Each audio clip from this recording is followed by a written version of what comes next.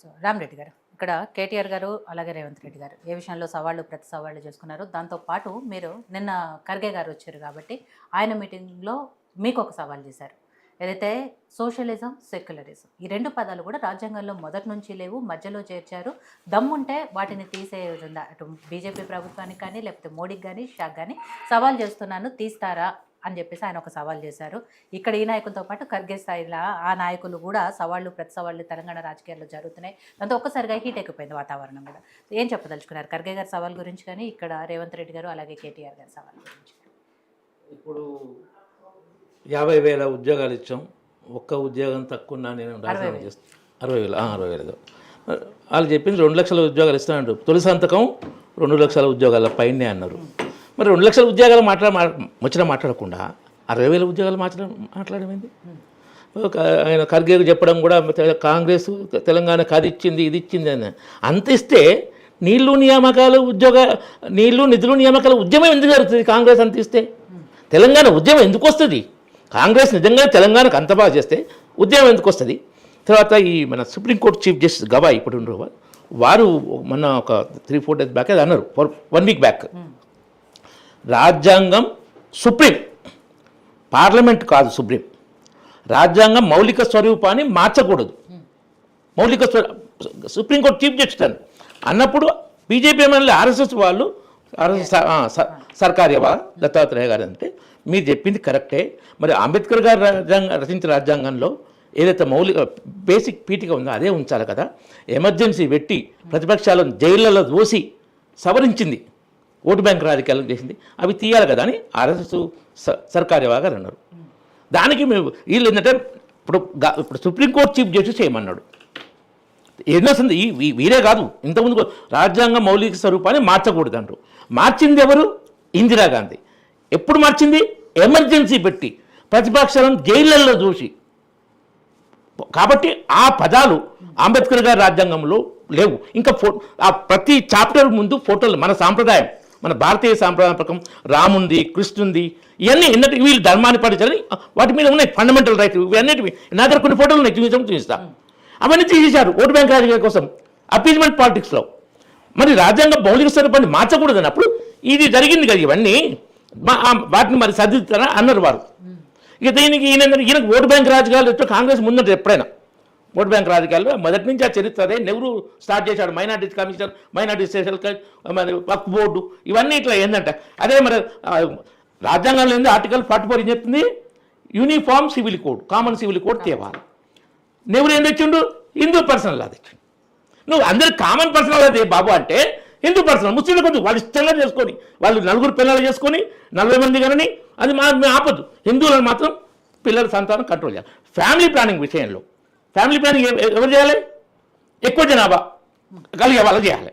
ఎక్కువ జనాభా ఎవరైతే కంటుండ్రో వాళ్ళ భాషలో లేని పోస్టర్లు, ఉర్దూ భాషలో పోస్టర్లు లేవు, హిందువులు చదివే భాషల్లో ప్రతి ప్రాంతంలో. అది ఇదే ఓటు బ్యాంక్ రాజకీయాలు చెప్పేది కూడా చేసేది కూడా. ఇవన్నీ ఖర్గే ఏంటంటే ఇటువంటి వాటిని సమర్థించడము. ఇప్పుడు దాన్ని ఆ సోషలిజం, సెక్యులరిజం పదాలు ఏతుందో మన భారతీయ సంస్కృతులనే ఉన్నాయి సార్. లోకా సమస్త సుఖినో భవంతు, సర్వేజన సుఖినో భవంతు, సర్వత్రా సమదర్శన మన ఉంది. వాటికి ఎప్పుడు స్పెషల్గా అందులో పెట్టినామంటే అది వేరే రాజకీయ దురుద్దేశం.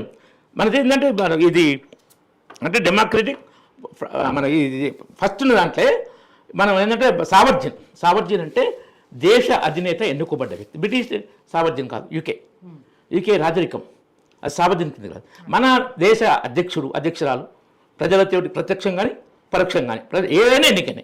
కాబట్టి మన సావర్జన్ ఇంకా మంచి అపరాధాలని వాటిని డైవర్ట్ చేయడానికి ఓటు బ్యాంక్ రాజకీయం ఇవే ఆ తెచ్చిన పద్ధతి, టైమింగు అది దాన్ని. కాబట్టి వాళ్ళు అన్నారు దీనికి ఏంటంటే మాకు మంచిది అవకాశం దొరికింది, అపీజ్మెంట్ పాలిటిక్స్ కానీ తెచ్చిపోయాడు ఖర్గే. అది కరెక్ట్ కాదు. దేశంలో ఐకమత్యం పెంచాలి. అవి లేవు. మైనార్టీ అంటే అందరం ఇండియన్స్ అనాలి. We are Indians. మైనార్టీ లేదు, మెజార్టీ లేదు, అది నడవాలి. అది లేదు. సబ్కా సాత్, సబ్కా వికాస్, సబ్కా ప్రయాస్, విశ్వాస్, సబ్కా ప్రయాస్, సబ్కా అన్నట్టు ఉండాలి. మీరు అలాగలకు మీరు వేరు.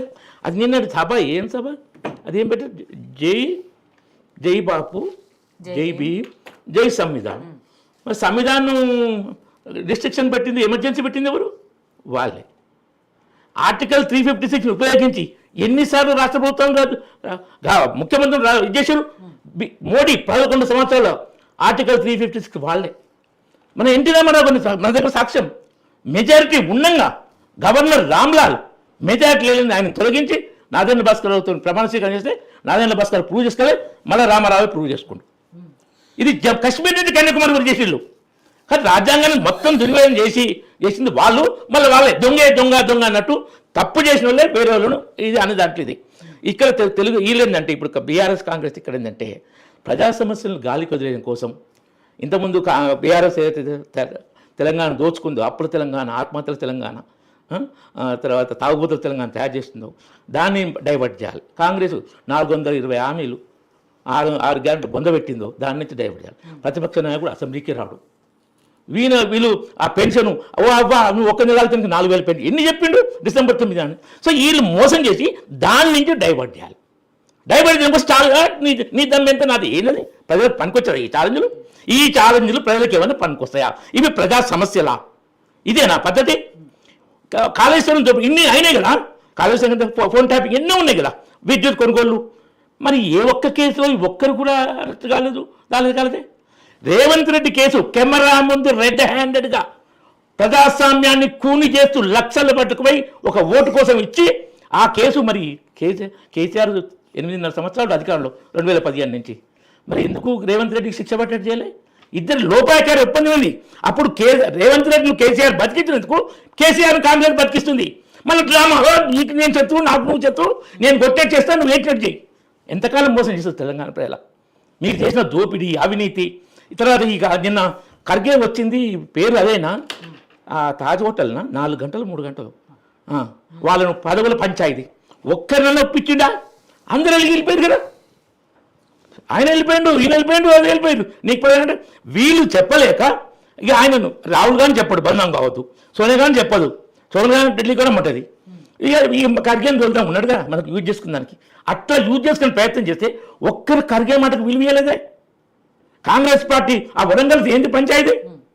వరంగల్ రావణాసుర కాస్తల్లా జరుగుతుంది ఎప్పుడు కాంగ్రెస్ కుమ్ములాట. రావణాసురే ఎట్ ద సేమ్ టైం ఆయన కూడా అదే వార్నింగ్ ఇచ్చారు కదా, పార్టీలో ఇలాంటి సహించము, ఎవరైనా కూడా పార్టీ లైన్లోనే మాట్లాడాలి, అంతర్గత విషయాలు ఉంటే లోపలే చర్చించుకోవాలి తప్ప బయట ఎవరు మాట్లాడడానికి వీల్లేదు, అట్లాంటి వారిని ఎట్టి పరిస్థితుల్లో ఉపేక్షించము అని కూడా సీరియస్ వార్నింగ్ ఇచ్చారు కదా. అది బయట బోర్డు పెట్టుకోవడానికి పనికొస్తుంది. ఉదయపూర్ తీర్మానం ఏంది? 2 ఏళ్ల కింద చేసి ఉదయపూర్ తీర్మానం ఏంటిది? ప్రతి పార్లమెంట్ నియోజకవర్గంలో 2 బీసీలకు ఇవ్వాలి.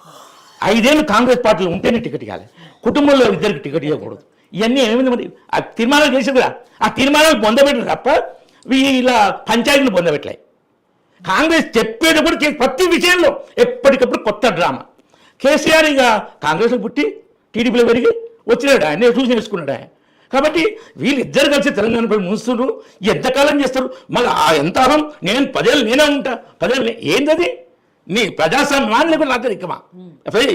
ఎప్పుడైనా చెప్పేదాన్ని ఎవరైనా ప్రజాస్వామ్యం? బీజేపీ ప్రధానమంత్రి ఇంత ఓటమి ఎరుగని వీరుడు నరేంద్ర మోడీ గారు తన నాయకత్వంలో తాను ఎమ్మెల్యేకి కానీ ఎంపీకి కానీ ఓడిపోలే, పార్టీ ఓడిపోలే, అలయన్స్ పార్టీ ఇట్లా. మరి ఎప్పుడని లేదే నేను వచ్చేది నేనే ఉంటాను ఏం తెలుస్తాను ఏంది ఇది?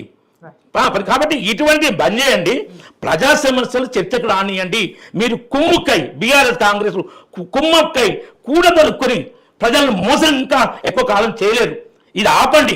ప్రజల సమస్యలు చాలా ఉన్నాయి, రైతుల సమస్యలు ఉన్నాయి, నిరుద్యోగుల సమస్యలు ఉన్నాయి భయంకరంగా. వీటిని ఉద్యోగుల సమస్యలు డిఏ 1 డిఏ ఎన్ని సమస్యలు ఉన్నాయి. ఓ దగ్గరికి పోతే ఏంటంటే మన మక్కా యాత్రలకు పోయి మాకు డబ్బుల కొరవ ఏం లేదు, ఎంతమందికైనా ఇస్తాం. మళ్ళీ ఉద్యోగస్తుల దగ్గరికి వచ్చి మా హామీలు మీ మేనిఫెస్టోలో ఇవ్వడంటే నన్ను కోసిన రూపాయి రాదు, ఢిల్లీకి పోతే చెప్పులు దొంగలా చూస్తారు. ఏందా మాటలు? ఎంతకాలం ఈ మాటల గాడితో ప్రజలు మొదలు చేస్తారు. మాటల గాడి బంద్ చేయండి. కాబట్టి మీరు వీటిని నమ్మే రోజులు పోయినాయి. ఏంటంటే empty vessels make much noise. Congress BRS అట్నే ఉన్నాయి మాటలకారులు. మేము అట్లా చేయం, మేము పరిపాలన చేసి చూపిస్తున్నాం, పర్ఫార్మెన్స్ చూపిస్తున్నాం. 11 సంవత్సరాల తర్వాత కూడా మోడీ గారికి అంత ఇది ఉంది. ఎక్కడ యాంటీ అంటే మన దీని ఏమంటారు యాంటీ ఇన్కంబెన్సీ మోడీ గారి ప్రభుత్వం ఉండదు. అది ఓట్ల శాతం తగ్గలే. మొన్న కూడా ఆ 2014లో కాంగ్రెస్ అవినీతి వ్యతిరేకంగా ఎంత ఓటు శాతం వచ్చామో అంతకన్నా ఎక్కువనే వచ్చినాయి. సో 24 పార్టీలు ఏకమై దీని చేసి ఇవి చేసి ఆ బూటక హామీలు కార్డు ఇచ్చిరు. మీకు నెల టక్కు రాహుల్ గాంధీ టక్కు మీ అకౌంట్లో 8,500 పడతాయి. ఇటువంటి బూటగా అమెరికన్ సీట్లు తగ్గించదు తప్ప బీజేపీ ఓటు తగ్గలే, మోడీ మీద అభిమానం తగ్గలే.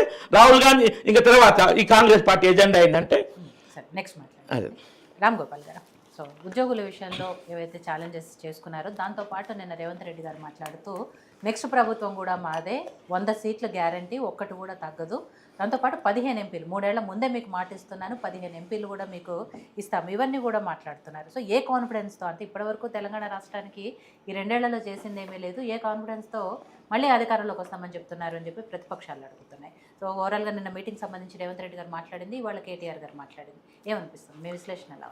ముందుగా మీకు ప్యానల్ మిత్రులకు, వీక్షకులకు, ప్రేక్షకులకు శుభ సాయంత్రం.